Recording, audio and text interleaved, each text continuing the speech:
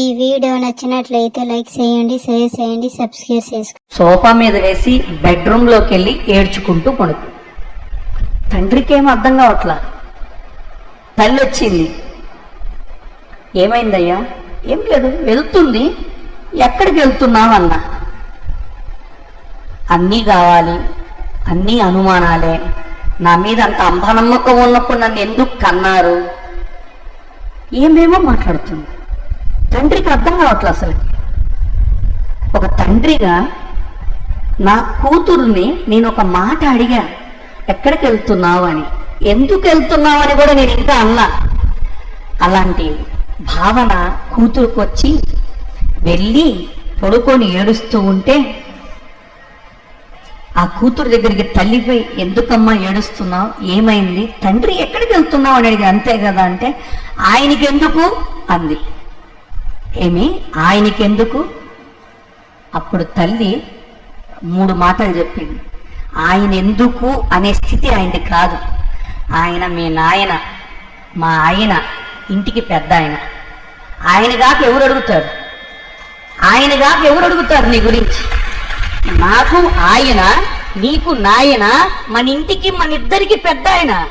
ఆయనే లేకపోతే నువ్వు లేవు, నేను లేనమ్మా. ఆ తండ్రి బాధ్యతగా అడిగేదే తప్పు బట్టి అలిగి పొడుకొని మమ్మల్ని సాధించే కూతురుగా మాకొద్దు నువ్వు అని చెప్పేసి. ఇవాళ పిల్లలతో తల్లిదండ్రులు ఒక మాట చెబుదామంటే భయమేస్తుంది. ఏం చెప్తే ఏమవుతారో, ఎలా ఫీల్ అవుతారో, ఎలా చిన్నబుచ్చుకుంటారో, ఎక్కడ తప్పు పడతారో, ఎక్కడ వాళ్ళని వాళ్ళు ఏం చేసుకొని జీవితం అంతా బాధపడే సందర్భాలు తెస్తారో అని. పాపం తండ్రి బయలుదేరి హాస్టల్కి వచ్చాడు. కుమారుడికి ఎక్కడో గ్రామంలో వ్యవసాయం చేసి 4 డబ్బులు తీసుకొని ఇచ్చిపోదామని. కుమారుని పలకరించి వాళ్ళ అమ్మ వండి ఇచ్చినవన్నీ ఇచ్చాడు. ఆయన సంపాదించిన 4 డబ్బులు ఇచ్చి వెళ్తూ, ఒరే జాగ్రత్త, ఎక్కడ అవసరమో అక్కడ వాడుకో, వృధా చేయమాకు అన్నాడు. అంతే, నాకు ఇప్పుడు అవసరం లేదులే, తీసుకెళ్ళిపో. నాకు అవసరం లేదులే, తీసుకోపో. నేనేమన్నా? జస్ట్ జాగ్రత్తగా వాడుకో అన్నాను.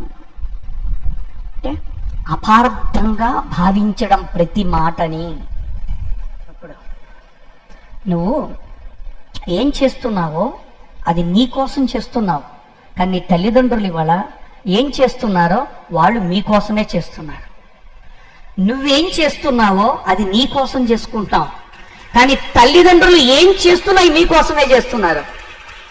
ఆలోచించట్లను. సే ట్రై టు థింక్. ఇవాళ ఎంటర్‌ప్రెన్యూర్‌షిప్, ఉద్యోగము, ఏదో రావాలి, ఇవన్నీ వస్తాయి. తండ్రి ఇంటికి వచ్చాడు. తల్లి బాగలేదు, పడుకోనుంది. కూతురు అక్కడే ఉంది.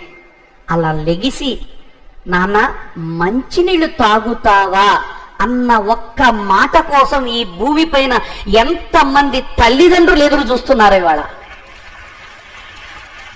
వీళ్ళు చదివే చదువులేంటో, వీళ్ళు నేర్చుకున్న సంస్కారాలేంటో అనుక్షణం అహర్నిశం రాత్రి పగలు అనక తనువుని, జీవితాన్ని, ప్రతి క్షణాన్ని వెచ్చించి ఏదో సాధిస్తారని సంపాదించి అప్పచెప్పటానికే ఇవన్నీ వాళ్ళు పడే తిప్పలు.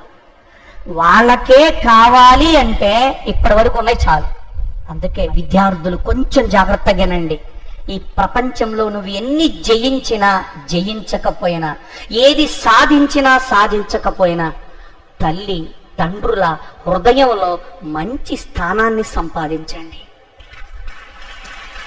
మీ ఐఏఎస్ మాకొద్దు, మీ ఐపీఎస్ మాకొద్దు, మీ డాక్టర్లు మాకొద్దు, అవన్నీ తర్వాతే. ఈ వీడియో నచ్చినట్లయితే లైక్ చేయండి, షేర్ చేయండి, సబ్స్క్రైబ్ చేసుకోండి. Thank you.